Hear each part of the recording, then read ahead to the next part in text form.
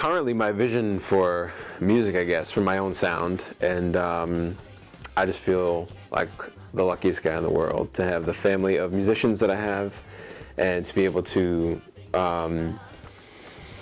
work with these people and have such a close friendship and close connection with these people, both musically and personally.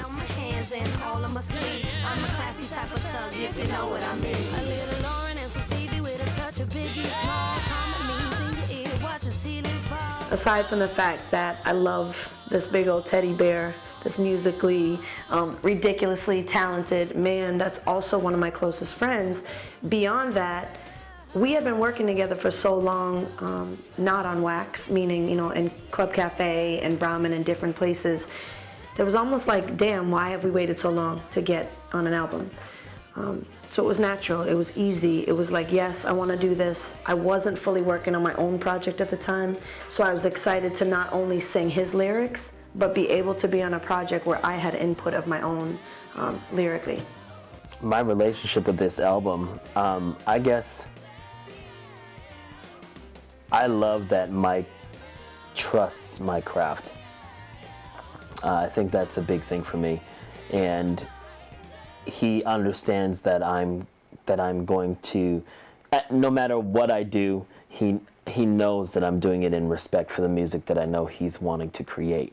Mob music, it's such a big term, but I think really what it comes down to is the making of some really wonderful music, some wonderful harmonies, and some important music. Simple dreams about the same team.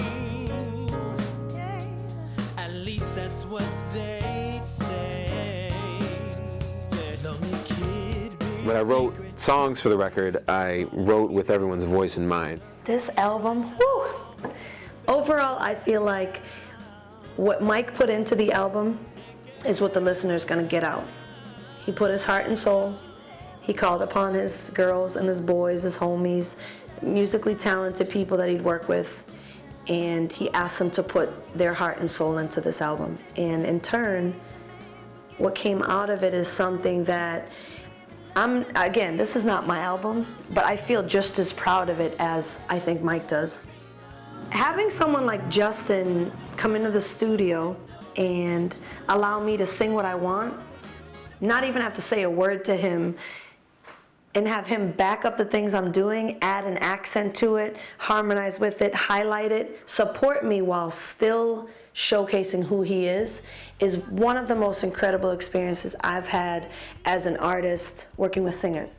To be stretched by two amazing women as Sheree Dunwell and Lisa Bello, I mean, what more can you ask for? To have such an opportunity to blend together through harmony, to even know where we're going vocally, based upon just what we do, and literally because of just what we do. And we all have the same heart to what we want with this music, and you get a chance to see it in this album.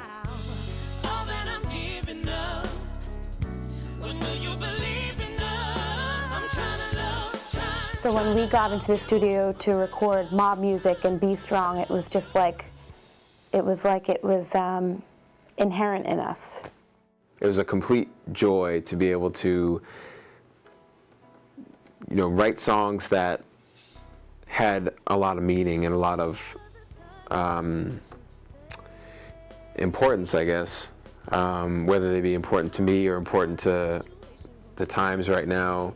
I didn't have to focus on being one thing. I didn't have to focus on just being a saxophone player, just being a pianist, just being a songwriter. I could do everything and then, you know, put it where I see fit in the song. I got involved with the project because first of all, I'm a huge fan of Mike Flanagan. It was a wonderful experience to hear the wonderful subtleties and the softness and the tenderness of the song Tender. Hearing the piano part was already drew me in. And then just to go and record it and, you know, kind of flow with it. And I gave a little bit of Anita Baker-ish flow to it, with Cleveland in it, of course.